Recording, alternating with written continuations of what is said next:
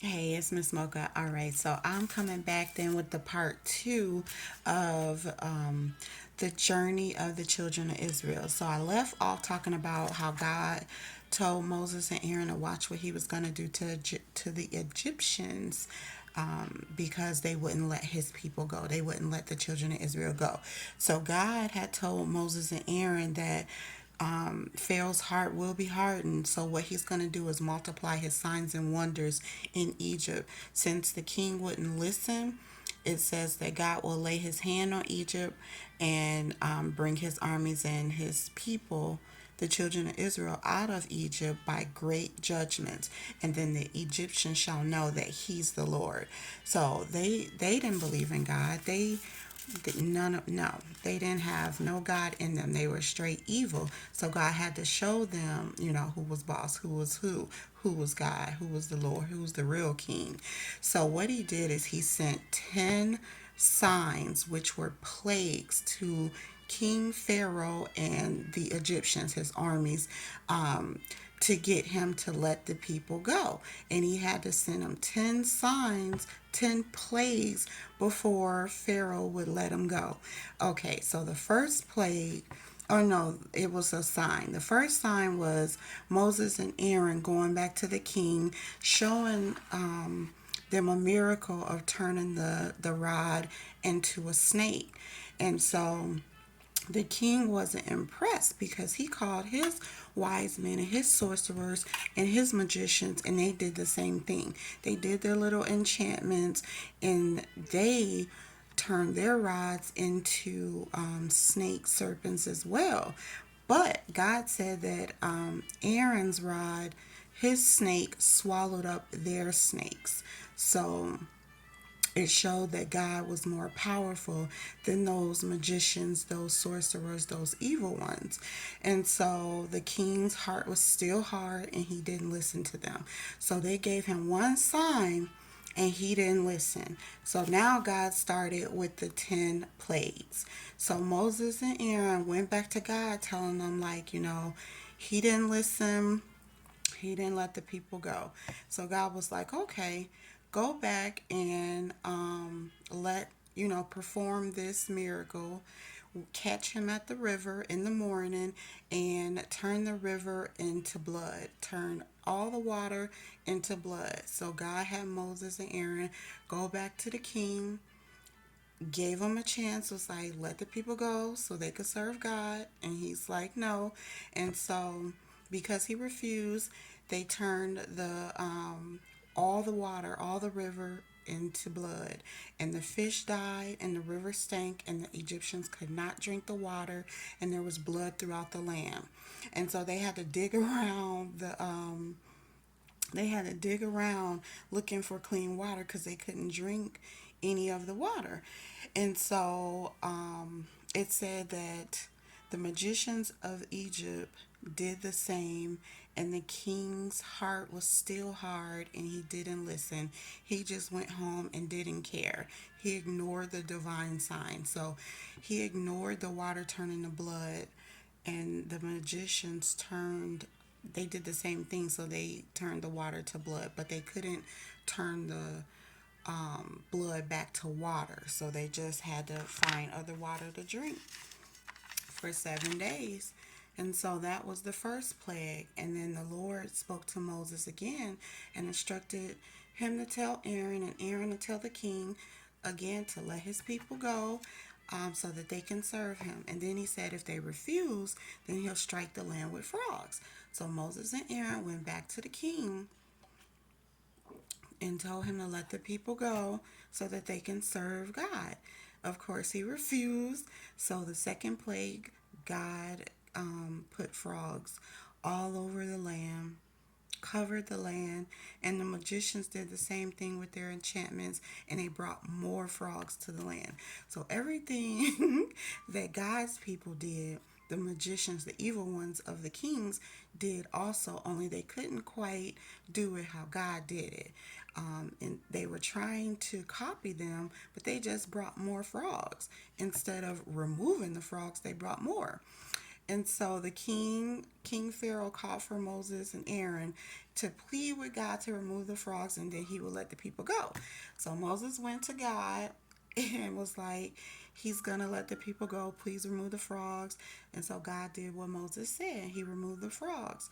And then the frogs, because the frogs were everywhere in the houses, the villages, the field, in the palace, and the peoples, everywhere in the whole land.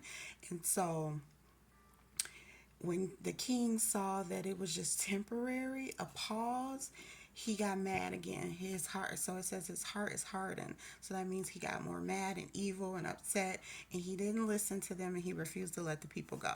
So that was the second plague, the frogs. Now, God is like, okay, you don't want to listen to that. I sent the frogs. You said you would let them go, and you didn't. You refused. So now he told Moses and Aaron to go back to him because there's going to be a third plague. He's going to turn the dust of the land into lice, and so lice will be in, in the people, in the beasts, and the cattle, and the animals. All the dust of the land became mice, or I said mice, became lice throughout all the land of Egypt. And it says that the magicians tried to bring lice too with their enchantments, but could not. So why would they even want to bring lice too? Like they wanted to do everything that God's magicians were doing or God's people were doing because I don't know, that's silly.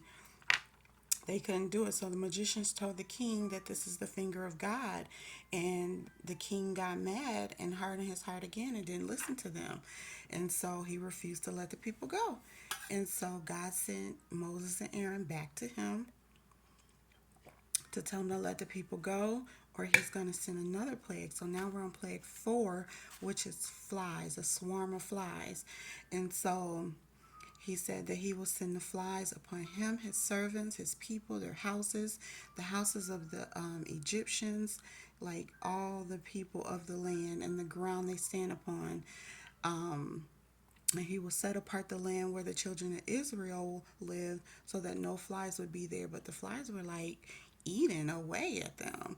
And so he said that the king, Pharaoh, and the Egyptians shall know that he's God in the midst of the earth, that they don't stop playing with him. And he put a division between his people and King Pharaoh's people. And so he said, tomorrow this is going to happen if you refuse. And of course, the king refused. And so God had Moses and Aaron, or had Moses, put the flies out.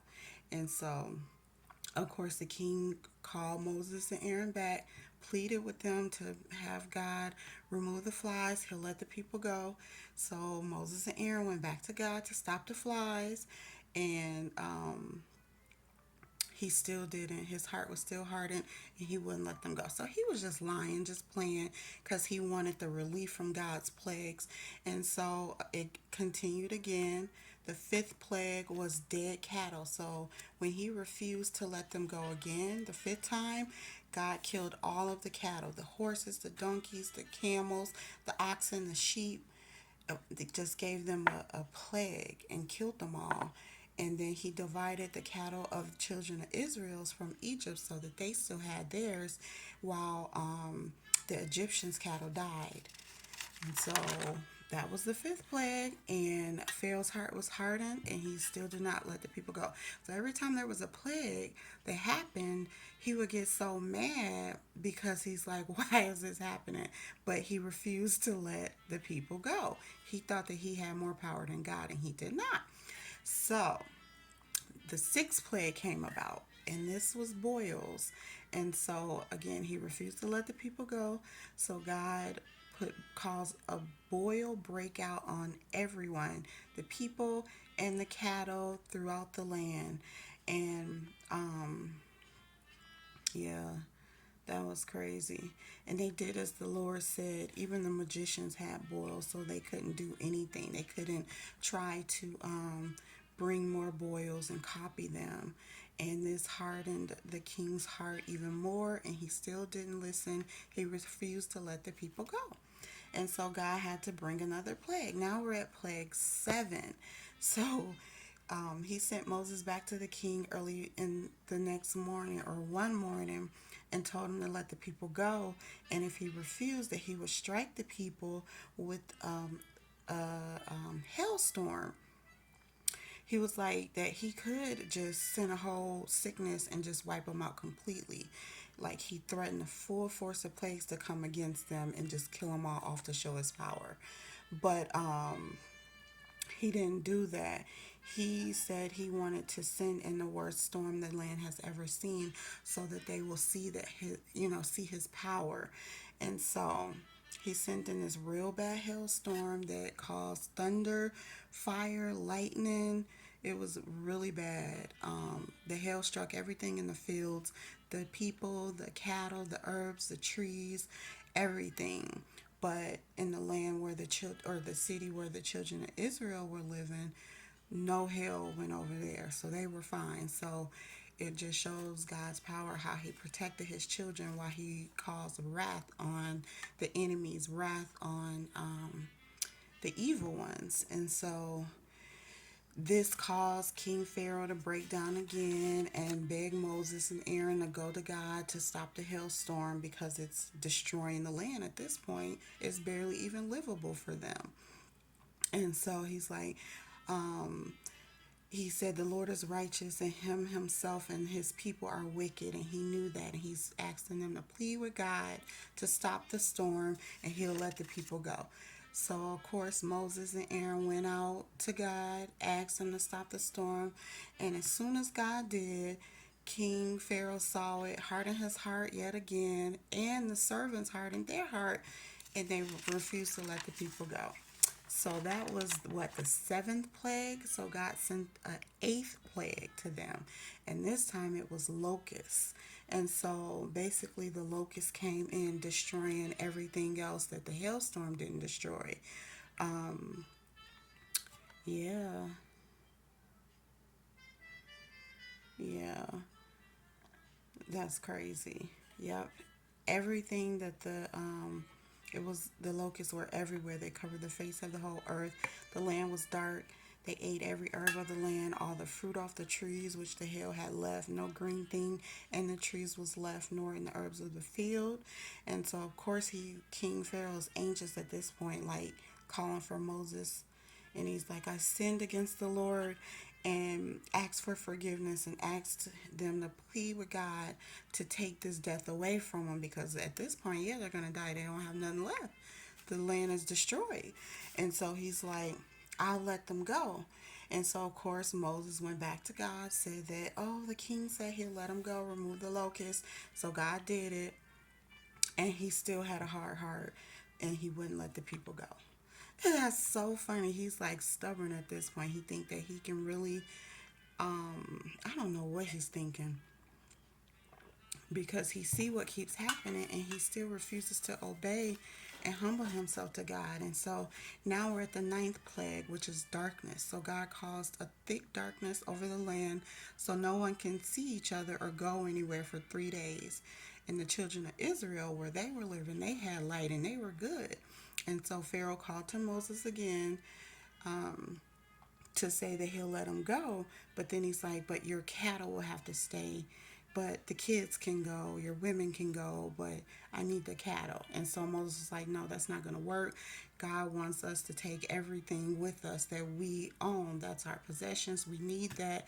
We need to make sacrifices to God with those cattle. We need to, use the cattle. We need our cattle. And so he's like, you know what? I'm not letting them go. Hardened his heart again. He refused to let them go. He told them not to come back or he would kill them. He never wanted to see Moses' face or Aaron's face again. And so Moses was like, that's cool. You won't see me no more. That's fine. And so he went back, talked to God about it. And so now we're at the 10th plague. And so God is like, okay, he went through these 9 plagues and he still wanted to have a hard heart. He started out hardening his own heart. Then God started to harden his heart, because he wanted him not to let the people go, so that he can do these plagues and show his power. And so at the 10th plague, all the firstborns were killed. in Egypt. It was a very sad day, they said.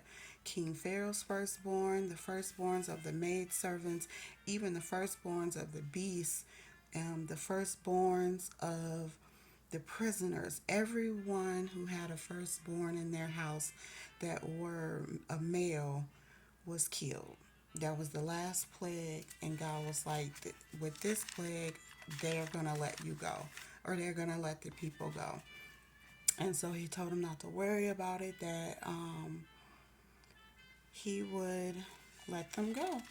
And what he had the children of Israel do was to kill a lamb and take the blood and put it on the sides and tops, the upper part of the doors, so that when he comes through at night to kill the firstborns, that he won't kill the children of Israel's, because the blood marks the is the sign to pass over their homes.